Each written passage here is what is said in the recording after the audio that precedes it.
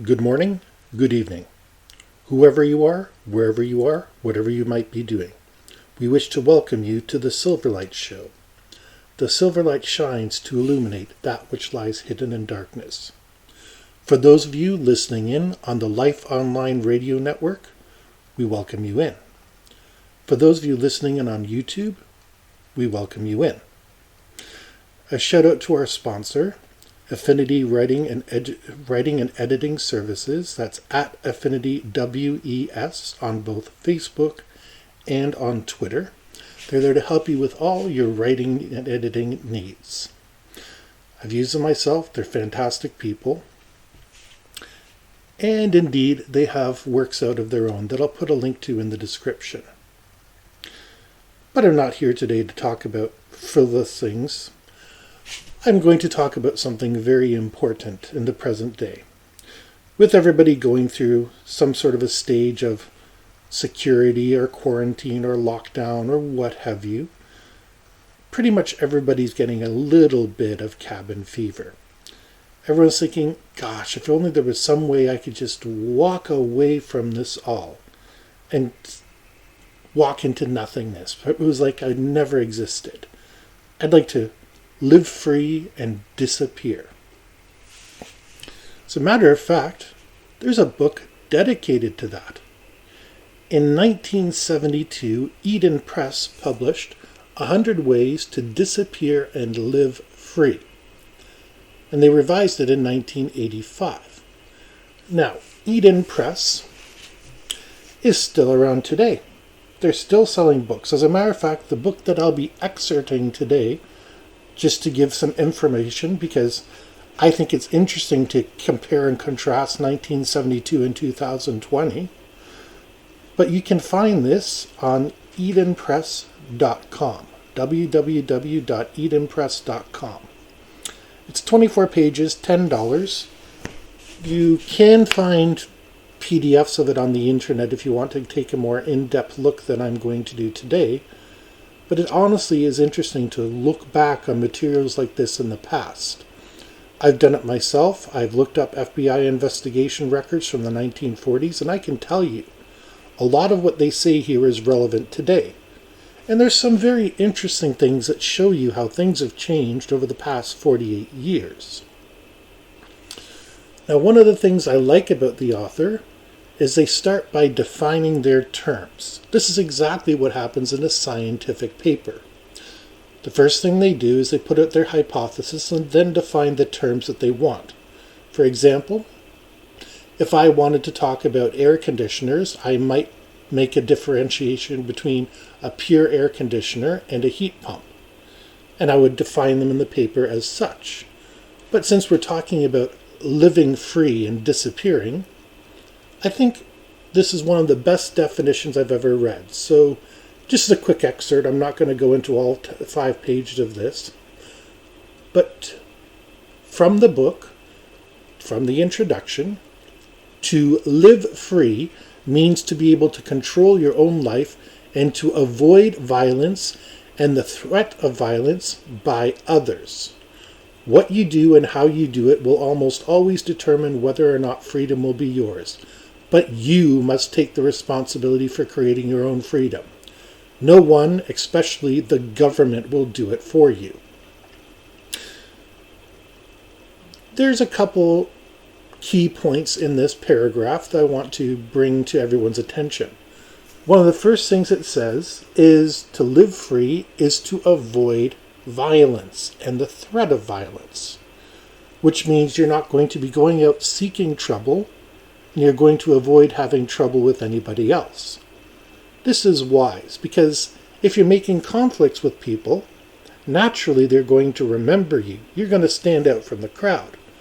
That old myth about going into prison and punching the biggest guy in the nose is a very, very bad idea, because it's going to make you stand out. Not only are the other inmates going to say, this guy is always looking for a fight, but the guards are going to notice too.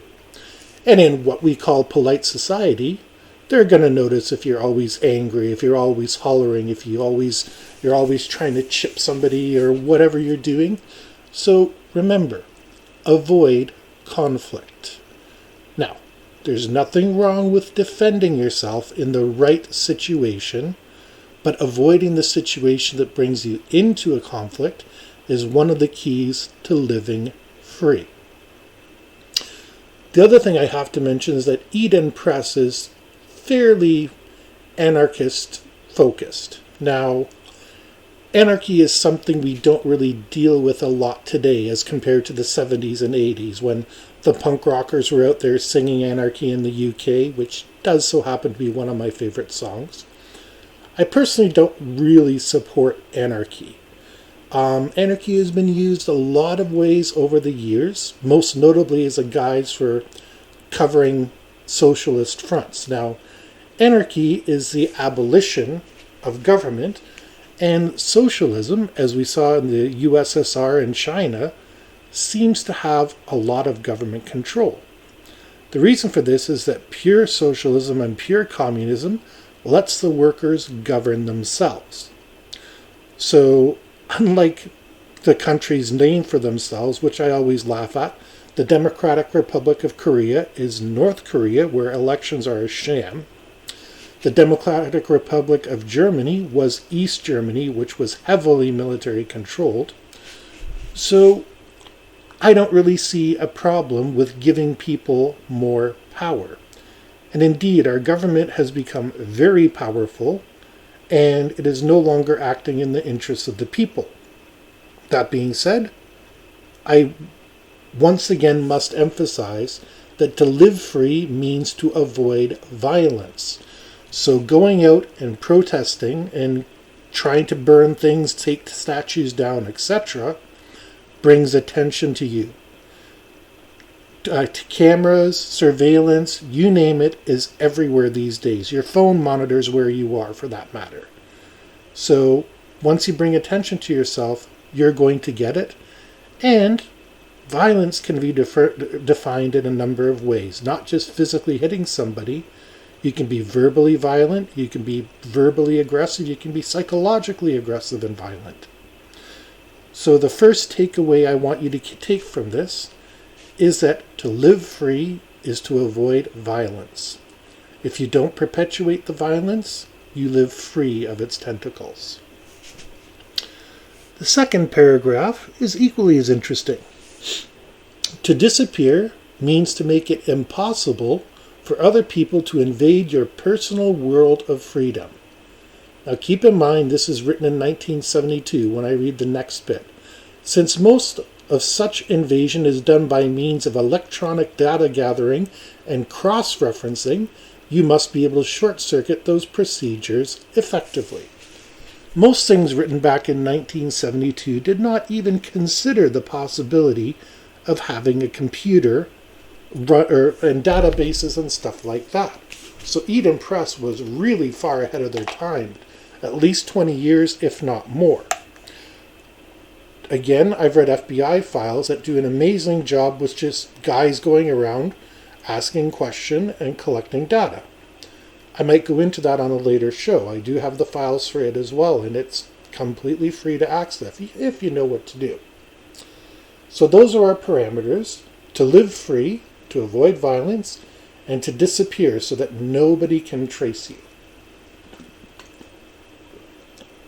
In 48 years, there's one major difference that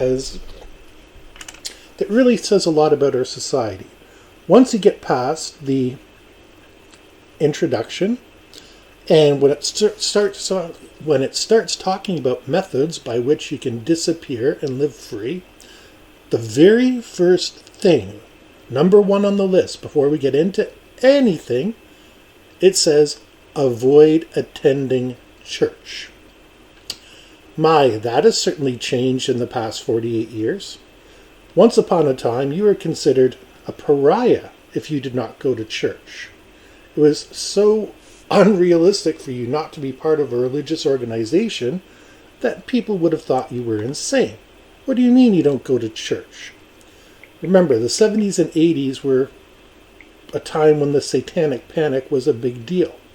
People literally thought there were Satanists everywhere, that Dungeons and Dragons was corrupting the youth, that heavy metal was corrupting youth, and it was all tools of the devil. And this, back then in 1972, they just assumed people were going to go to church, because that's what people did. At its heart, the church is a social organization, dressed up with a lot of rituals, of course.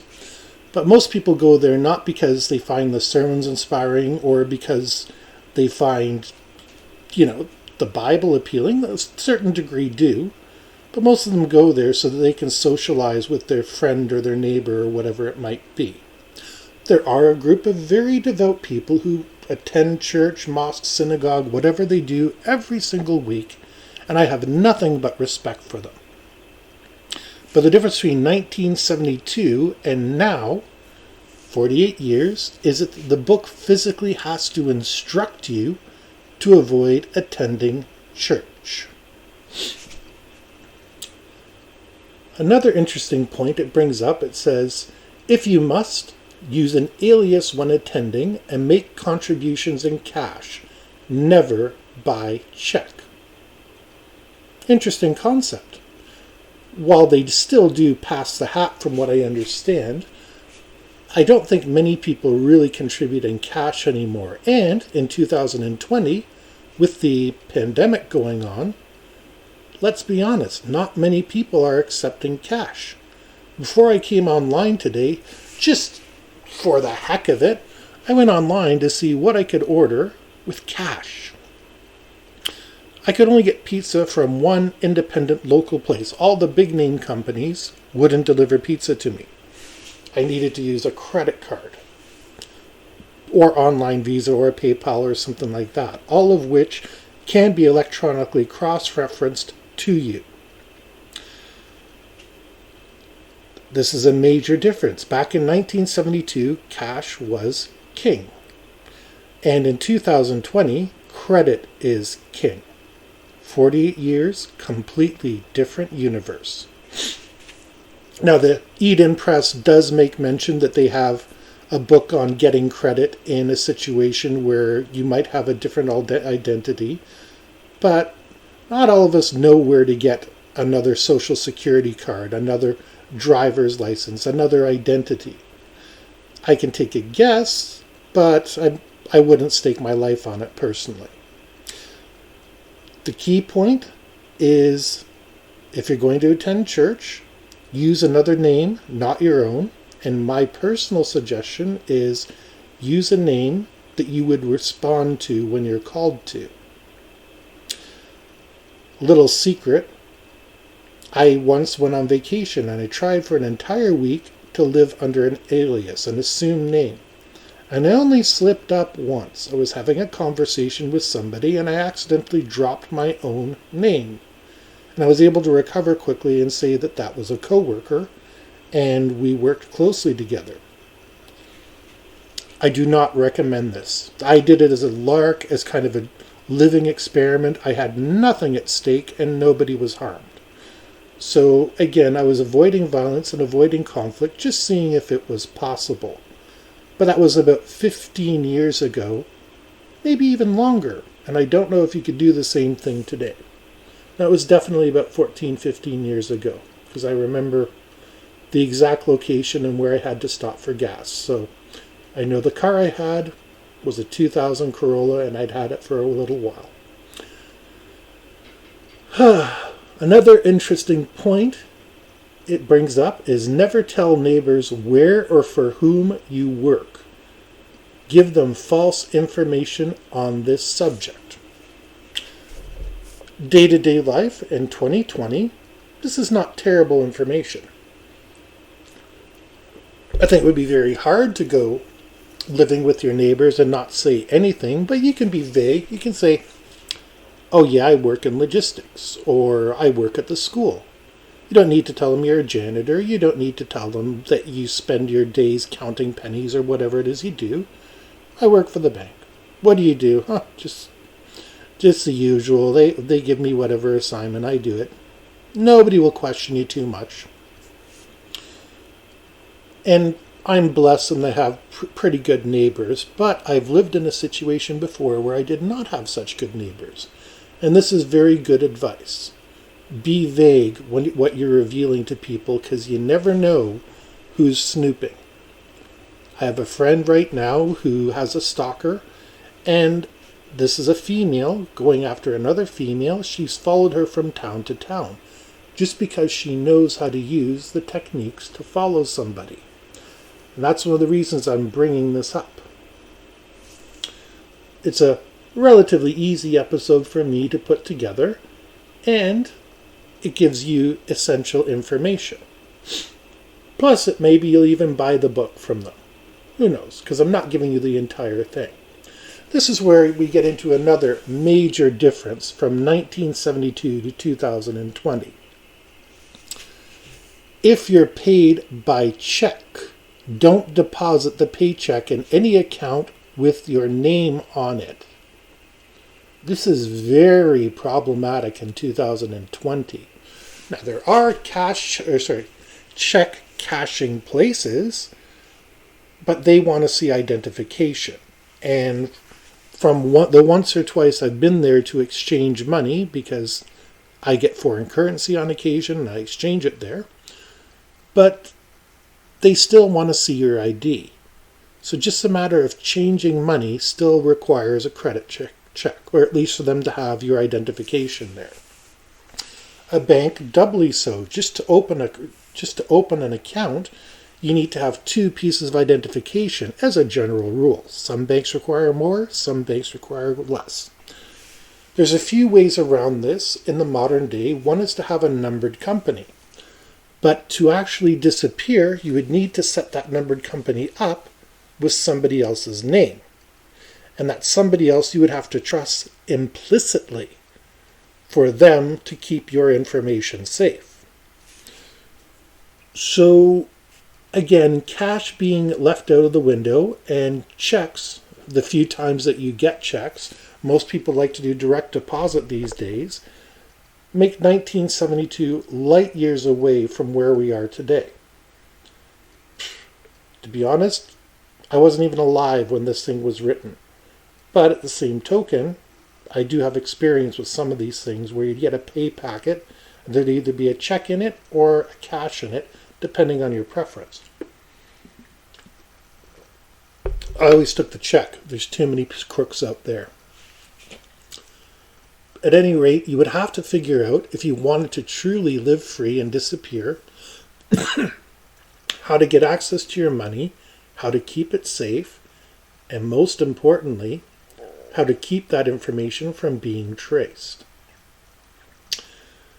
Another check cashing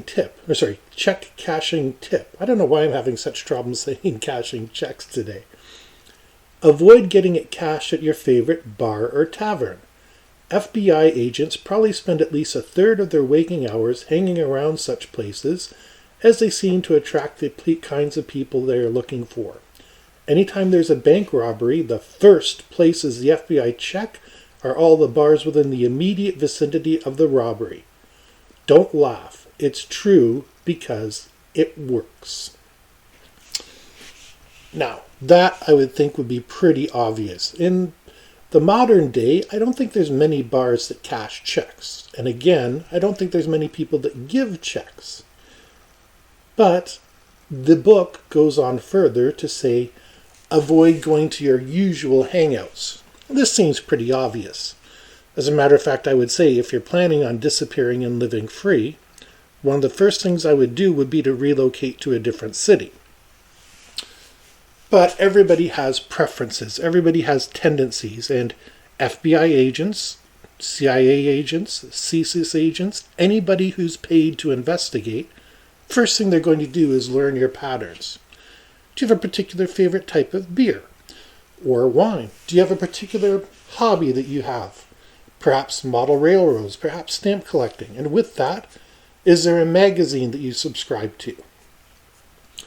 All sorts of little details they can glean from you would say, okay, even though this guy's in a new area, he's fond of antiques, and there's only one antique place in this entire area, so I'll just hang out there and see if I run into him. It's not from the book, but it's still a very valid point. Don't be obvious in your living habits. Turn lights off at a decent hour. Keep stereo music from annoying neighbors. Don't place empty kegs on the front porch. And don't have pets that stray or annoy. Don't do major engine overhauls in the driveway either. Now, these are all, again, very, very interesting points. Basically saying, don't be a jerk. Turning lights off, I think you can get away with, because even most apartments these days, either people are leaving lights on to deter theft, or they're going to bed at weird hours because they work weird shifts, or because they're not working. So lights, not necessarily so relevant. Stereo music, this one I can't help but emphasize. Yeah, we all like to party every once in a while. We get our favorite song on the radio. We decide to crank it. Do that in your car. Even if you live at home in the middle of the field, in the middle of nowhere, after 11 o'clock at night, or even during the day, your neighbors are going to notice if you've got the music cranked. It makes you stand out. It puts a big red flag on you because it basically says, here's my music, you better enjoy it because I'm staying here. Now, again, I have no problem with whatever music you listen to. I'm just suggesting, if you want less attention, especially from police and agents and debt collectors even, start listening to your music at a reasonable level. And the major engine overhaul in your driveway, I'd be careful with anything you do in the public. I have a wonderful neighbor who he's built two entire cars in his driveway from the ground up. It's his hobby. And he's friendly. He helps all the neighbors out. He's a wonderful gentleman. But everybody knows his name and his father's name and where his cottage is and everything about him because he's a nice fella and he talks. If you're out there, neighbor, greetings to you.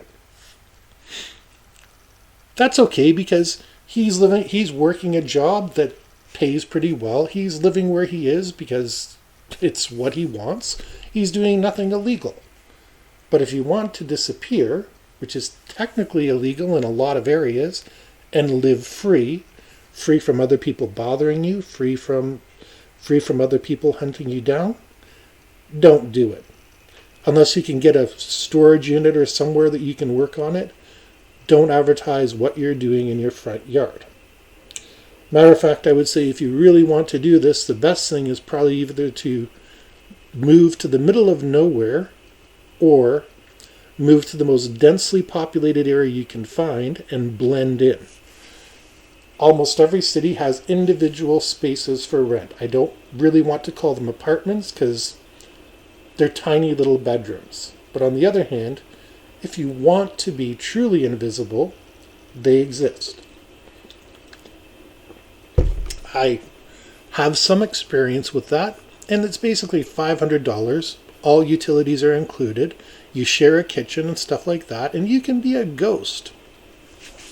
Come in when you want, go out when you want. Don't play your stereo too loud, but in 2020 with the modern headsets and earbuds and all that sort of stuff, there's no real reason to play your stereo loud. You can rack your music and crack your brain all you like. Don't advertise is the basic message that we're going for here. Avoid using banks. Try to conduct your affairs with cash and money orders.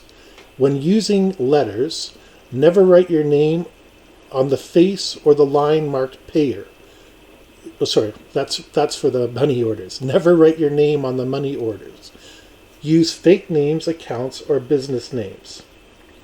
For most purposes, money orders can be considered untraceable, since the issuing institutions file the paid orders by number only. Now, this is still true today. Money orders are a fantastic way to send money. I think they've been long since surpassed, but if you need an untraceable way to send money quick, money orders are a great idea.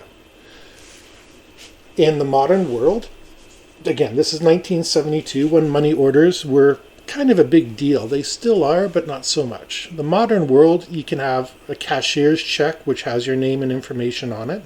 I'd say that's the least private.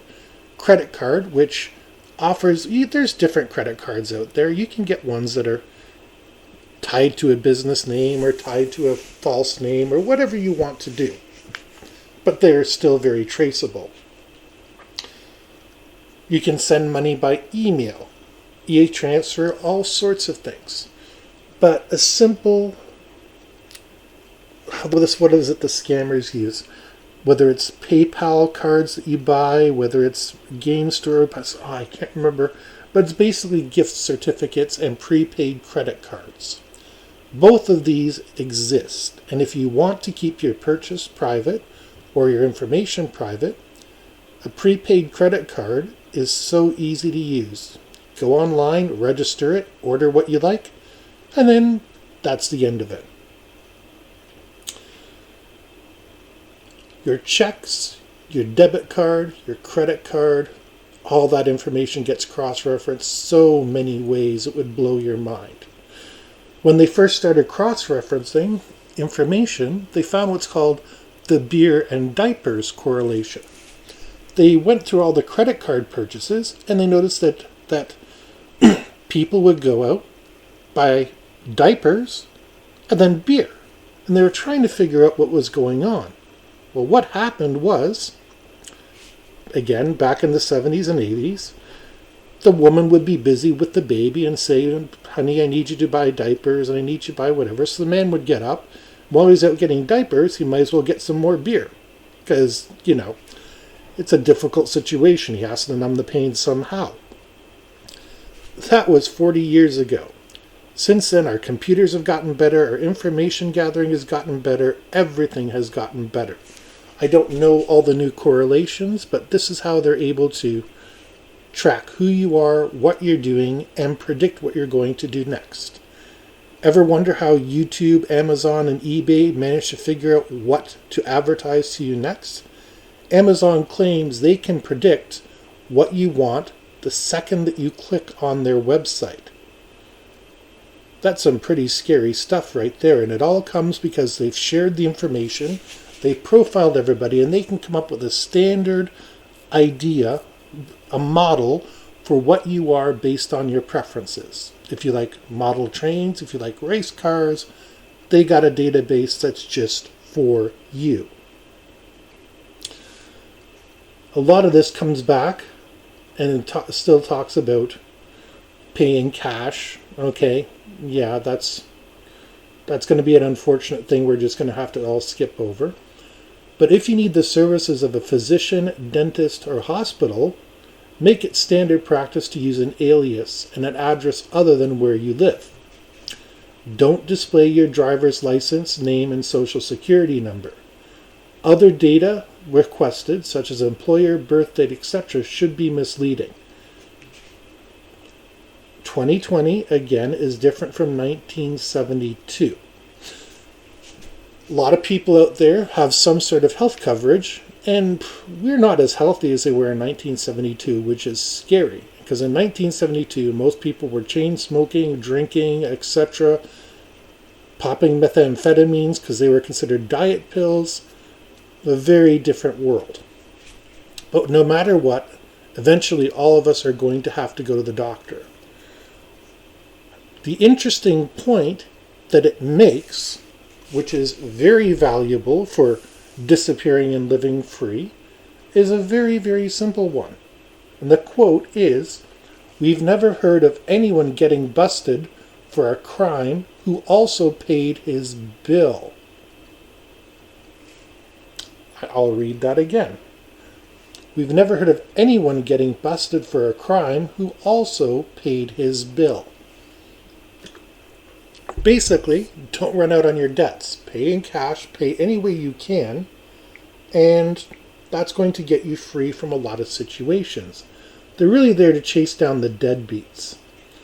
They're not there to chase down every single person. So, pay your bills, make sure that you don't put up too many flags. This is all common sense stuff. But, like the book says, pay your bill, and they're not going to come after you for any small piece of legislation. They don't have time, to be honest with you. They want to get your money and get you out of there so they can open it for the next person. It's just like a restaurant. They want to clear your table to move on to the next person. As long as you pay at a restaurant, they're going to let you go. The same is true with doctors, dentists, whatever you might need. One of the curious things I found that kind of does have relevance in the modern day in two ways. That's don't have milk or other items delivered to you on a regular schedule. The fewer people seen calling at your residence, the better. Neighbors will also notice home deliveries, which can prove to be fertile leads for future snoops. Now, at first you're thinking nobody gets milk delivered anymore, which is true. But how many gift boxes do people get these days? How many subscription services do we get? The answer is, it comes down to quite a few. It started out innocently enough with people getting a new CD in the mail every month, or a new gift box of cards and play with things, whatever it might be that suits you. There's nothing wrong with it. But it sets up a pattern, and it makes it easy for people to find.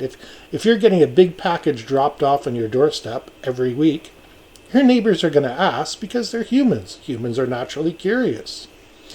And it's but right for them to ask because they want to make sure that you're not getting anything weird. So don't do it. Have a P.O. box. P.O. boxes still exist. Although try to have it in such a place that's not visited often. And they will call you when stuff arrives in the P.O. box. You don't have to check every day. Perhaps you have somebody you can rely on that will receive mail for you if you really must receive those things.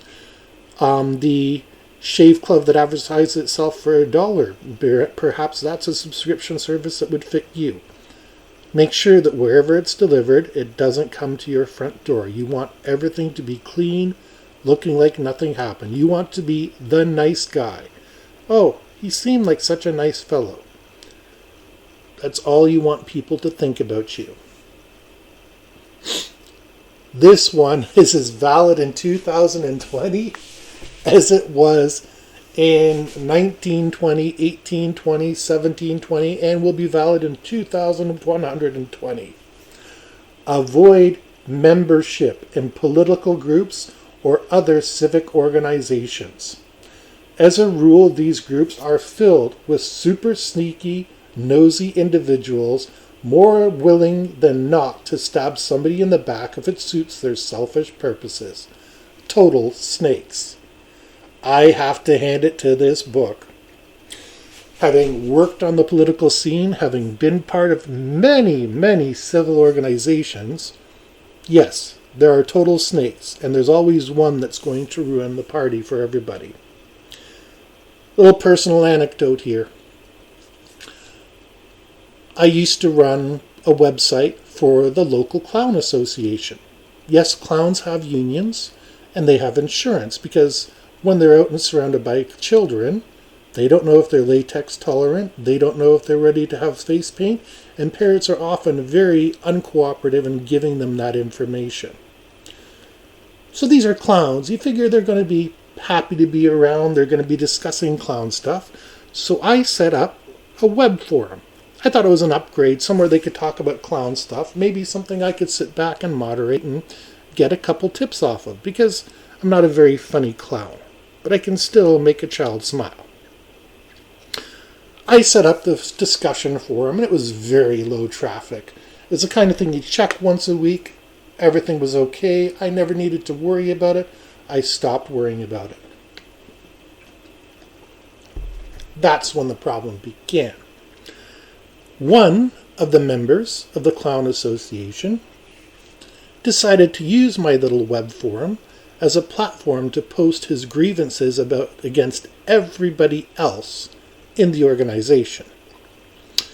There were talk of lawsuits being filed. There was all sorts of things happening, so I had to take the archive down, save it, make sure it was there in case for some crazy reason that I was subpoenaed and called to testify. And these are clowns. The happy people that try to make children laugh, clowns almost went to war with each other. That's why I'm saying, why the book is saying why I'm agreeing. Avoid membership in political groups or other civic organizations because there's too many people willing to stab you in the back. This will always be valid advice. And if you choose to join an organization, keep your eyes open because while they're initially nice people, getting even is a passion few people can resist, even for imagined slights. If you have to, it's safest not to take in roommates or boarders, even though they can help with expenses and provide companionship. Again, highly valid. That person is sitting around, perhaps they overhear something in a conversation, perhaps they get to know you because you're both having a couple of beers one day and you say the wrong thing at the wrong time. Nobody can maintain a cover 100% of the time. So you kind of have to accept the fact that you're going to be isolated. Speaking of isolation, you would also have to make sure that you're not going to contact your family again. Or if you do, you'd need to do it from a burner phone. Now, in this article, it talks about payphones a lot because in 1972 and even 1985, cell phones were just not a thing. In 2020, they are, but no matter how good your family is, and my viewers are probably equally split between loving families and families that are very dysfunctional, they might accidentally spill the beans to a clever investigator, and the investigator will always talk to your family. Whether you choose to fake a death, whether you choose to fake a disappearance, however it is you choose to get from point A to point B in your life, your family is going to have to be in the dark. Or if you take the family with you, you're going to have to instruct them very well. And I honestly don't know how you do that with a family. They mean well, but they're going to eventually miss their friends, miss everything. Not everybody will have the same idea of isolation as you do. And you're really, in the present situation, you're trading one form of isolation for another. But that's the cost of being free and living for yourself. One thing I do not believe you could do in the modern day, it says, if you have prescriptions filled often, have them filled by different pharmacies, and never give the pharmacist your correct address and telephone number. If you're in need of continuing prescriptions, such as for heart condition or diabetes, consider having it filled by a mail from one of the large interstate mail order pharmacies. This is something very relevant to 2020. The United States and Canada got into a little bit of a trade war not long ago because prescriptions were cheaper from Canada than they were in the United States, which is funny because Canadians actually pay more for their medication than the Americans do. Now, personally, as somebody who takes a little bit of medication now and then, I know that pharmacists can check their database and see how often you fill a prescription. My regular pharmacist during this pandemic is doing a strict no-contact policy, and I can't really go to another pharmacist and have my prescription filled because they can see, oh, you normally go to, it's a different organization, it's a different company, but they can see in their database that I normally have it filled at their competitors. But using an online ordering site, you would get around that. The question is, the second you go online, again, you're going to need a prepaid credit card or something to fund your purchase. So everything has an up and a down. One of the things I love about this is it says, try to avoid all contact with law enforcement people. Indeed. Remember, we're trying to avoid violence and violence towards ourselves. Law enforcement people are very smart. They're good at making connections. That's one of the reasons they have jobs, is just because they're good at making connections. And they listen to everything. They have their notepads. I'm sure you've seen them when they're interviewing someone. They're writing stuff down. Even though it's being recorded, they're making their own personal notes. This is a wise idea on their behalf because something that doesn't seem important can become very important later. And law enforcement people are there to enforce the law. You're doing something minorly illegal by trying to disappear off the radar in a lot of places. Some places you're allowed. Don't let them suspect anything. As long as you're courteous and friendly to a police officer and cooperative, they're generally going to let you go. Not in all cases. There is definitely, as I've said before, there is definitely a tendency for police officers to react to somebody based on their ethnic background. The same token, Chris Rock has a very, very funny episode about how not to get your ass kicked by the police, where he approaches this in a humorous manner. I do suggest checking it out, if for nothing else than to show the different way that police will treat you depending on your attitude. And when you're a police officer and you see a lot of attitudes in a day, you're going to pick up on who's being friendly and nice and not so nice. Most of the time, they're just looking for information. You didn't see anything. You were doing something else. Whatever it was. Sorry, officer, I was baking a cake. Whatever it might be. Well, that sounds very suspicious, but you know what I'm trying to say. Avoid drawing attention to yourself. Don't exhibit socially unacceptable behavior publicly. Cops are programmed to bust anyone who appears suspicious, bracket different from them, and bracket. Jails, psych wards, and prisons aren't exactly free.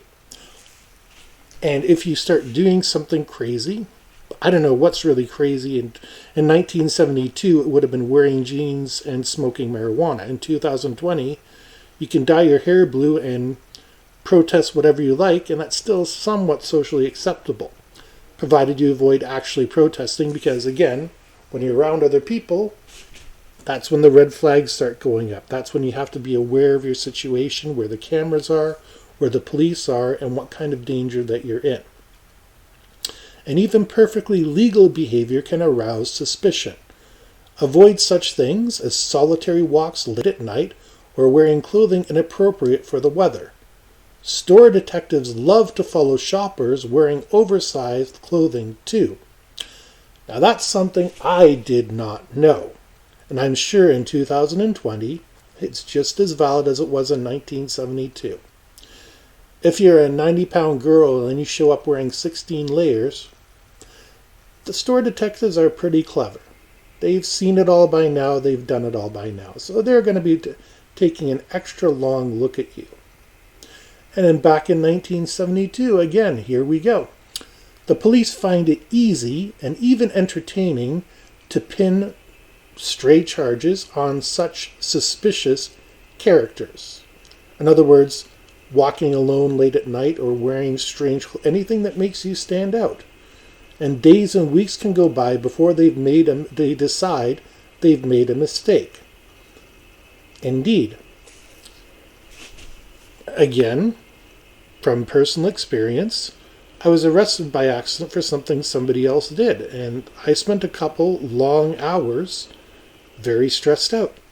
I was ultimately released, but it was just before a weekend. I could have been there for days, weeks, months.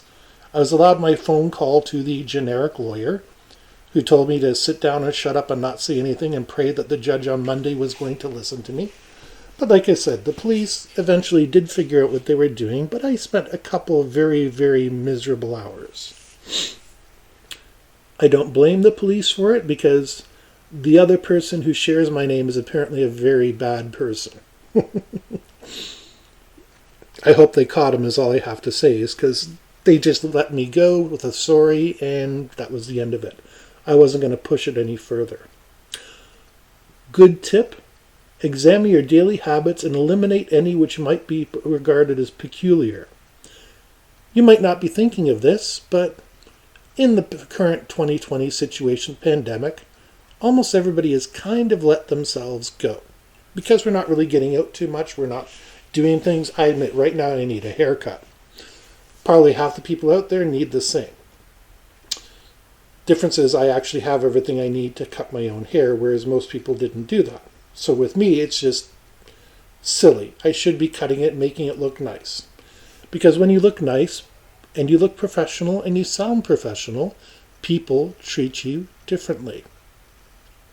A friend of mine did that experiment. He normally showed up to work in jeans and a t-shirt. And then one day he started showing up in suits. Or at least a very nice shirt and tie. And all of a sudden he started getting considered for promotions, recommended for projects, all sorts of things. So it is true. And my friend's a minority and he's a nice guy. Nothing changed except what he wore. People treated him differently. He stood out all of a sudden. But also dress conventionally. Be clean and neat, never showy or gaudy. Conformity for guys means a neat beard, if any, no long hair or freaky clothes. Biker colors are out. Biker colors represent which bike gang you belong to. And this would involve any other gang too. In 2020, tattoos are much more prevalent than they were back then. But anybody with any knowledge on biker gangs or something is going to be able to figure that out a mile away. I only know when I see them in large groups. But, yeah. I don't believe I've mentioned the gray man on this particular show before, but the essential lesson behind this is not to stand out in any way. If you're fat, wear some slimming clothes. If you're skinny, wear some extra clothes. If you're tall, try to slouch a little. If you're short, stand up tall. Just try to be part of the median so you do not stand out. Rehearse your answers. I'm paraphrasing here. But rehearse your answers to common questions, such as where you are from, where you work, where your family lives, etc. But be vague. They're hammering this point home, and it's for a good reason. Like I said, nobody can keep their disguise up 100% of the time. You're going to sit, you're going to relax, you're going to look at a picture of your favorite friends and you at a party for 20 years ago, whatever it might be. And it's just saying, remember, have certain stock answers ready to go. When I posed under an alias for a bit, I made my workplace pretty much the same as it was, except I changed names and responsibilities. That was it. I didn't do anything else. And it worked very well because I could answer questions very, very well. Please note, I didn't do this recently and I didn't hurt anybody. It was just an experiment and it was a one-time thing. Don't throw wild parties. Again, don't call attention to yourself. Don't make drugs. Yeah, that's pretty much because we know the police are always on the lookout for drug labs. And if you observe all these precautions, you still might be harassed by criminals, both public and private. Whatever you do, don't blow your cover and lead them to suspect you. Keep your temper, be humble and polite, and refrain from shouting matches or any sort of physical violence. Remember, you're a minority of one. They still have the guns, and always remember that. It's an unfortunate attitude I see more and more where people are going about saying, well, I have my right to have my gun, and it's going to be my right, nobody can take it away from me. These people don't understand how law enforcement works, nor how the mafia work. I mean, all the mafias. You might have a gun. You might be a pretty good, darn good shot with that gun, just like I am. Same token, I'm not a good enough shot to take on the local police department. I'm not a good enough shot to take on the local mafia. I'm a minority of one. If I stock the house with all sorts of crazy guns and ammunition and stuff like that, I'm still the only one that's going to be able to defend myself in that situation. And they're just going to keep calling back up and keep calling back up. The armored personnel carriers will show up whether legal or not. And there's going to be a point where they just decide we're going to use firepower and wipe this guy out. The mafia can do it. The police can do it. Everybody can do it besides you. When you're only one person and you're on your own, your most critical survival skill is avoiding anything that might lead to a conflict. The second you see someone getting hostile, it's better to turtle and walk away and lose a little bit of your pride than it is to stick up for yourself, make it into a bigger hassle, and wind up losing your life. Because there's no point to living free if you're not living. Never express controversial opinions around home or work. If you preach, do it in another town or state. Very interesting idea considering Facebook over the past couple weeks, and Twitter over the past couple weeks, and everywhere else over the past couple weeks. The problem with controversial opinions is while you are fully justified to it, indeed this whole show is about controversial opinions, you can keep them to yourself. There's a lot of times, well, I do something very unconventional when it comes to Facebook. I scroll on by a heck of a lot of stuff. And that's just because I don't want to lose a friend. I don't want to get into a fight. There's certain friends I will debate with, absolutely. And we have a great time because we can treat each other with respect. But the fact is, a lot of people get very emotionally invested in their opinion.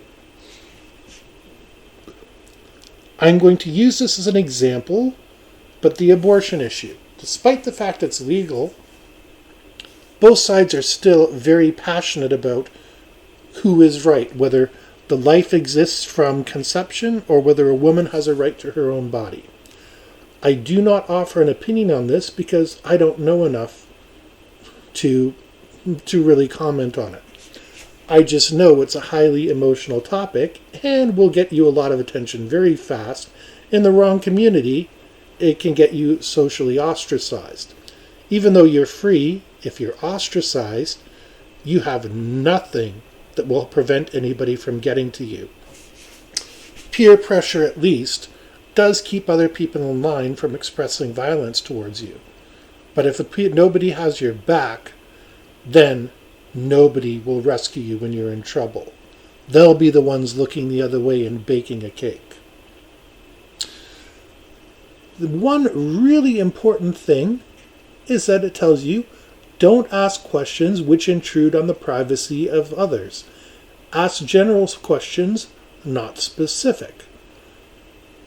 This is very important because just as you're trying to maintain your cover story, so are other people. Whether they're intending to cover up from you or not, if I start asking you a lot about your life, how many kids you have? I got 3 kids. That would probably not get any attention. But if I say, oh, how many sons and daughters? Well, 1 daughter, 2 sons. Oh, how old's the daughter? See how easy that went from vague and general to creepy? In just 3 sentences, it became very creepy. The same with their job. What if they work for a bank? If you want to know too much about the bank, they might start suspecting you.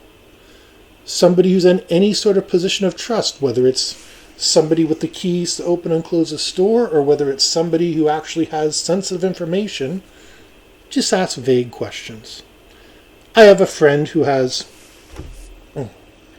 a secret clearance well above anything any human being should possibly have. And we have a wonderful conversation together because we don't talk about it. He shows me a picture of his kids. He shows me on occasion pictures of the area that he lives. And that's it. I don't ask what he's doing. I don't ask what he's working on, although I have a good idea.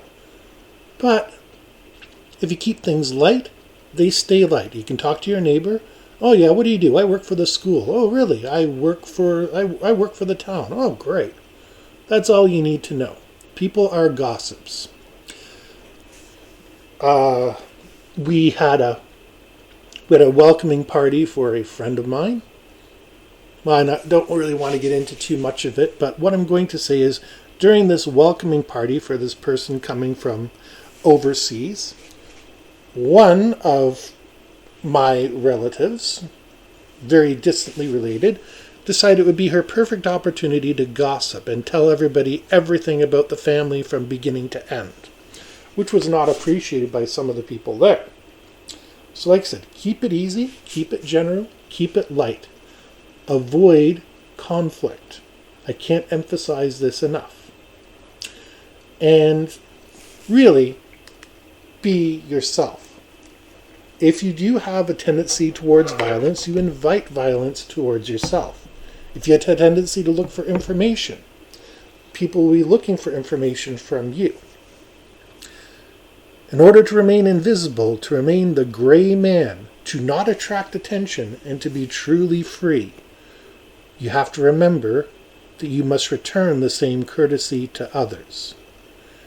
So if you have the plans during this pandemic of pulling up your stakes, going elsewhere and starting a new life just so you can avoid all the hassles and the inconvenience, etc., you can do it. It is possible.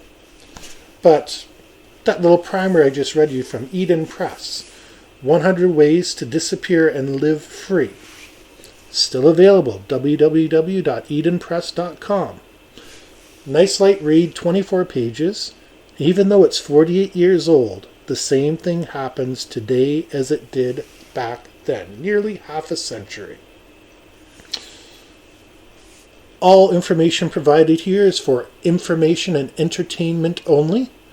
I do not recommend you try any of this. As a matter of fact, one of the purposes to me writing this episode and recording it was simply to show how difficult it would be to actually execute. Possible? Yes, but very difficult. So, get your skills in place to be the gray man. And I'm sorry that is sexist, as it only says gray, as it only has one gender involved, but I'm sorry that's the term that has been used forever. The gray person, if you like, whatever it is, know who you can trust. Your close friends, your close family, all those people you can trust. And past that, just be the innocent person that's there, does their job, is pleasant, and nothing else needs to be said. For those of you that don't have work at present, I hope you get whatever you're looking for in the near future, but it honestly looks like we're going into 2022 by the time everything gets cleared. Sorry to be the bearer of bad news, but that's just facts the way that I see it. Wish to thank you for joining us at the Silverlight Show. If you have questions or concerns or comments, feel free to reach out and contact us. On Twitter, we're at Silverlight Live. That's at Silverlight Live, all lowercase. On email, feel free to email us at silverlightservices@gmail.com. silverlightservices@gmail.com, all lowercase. If you like the show and you wish to support us, by all means subscribe, and there will be a book and a link to books in the description. The sale of every single one helps the show along, because we believe in giving you something for something. Information should always be free, but stories and experiences, that's going to cost you a little something, because you're going to get hours of enjoyment out of what takes months worth of work. Once again, thank you for joining us on the Silverlight Show, and have a great day.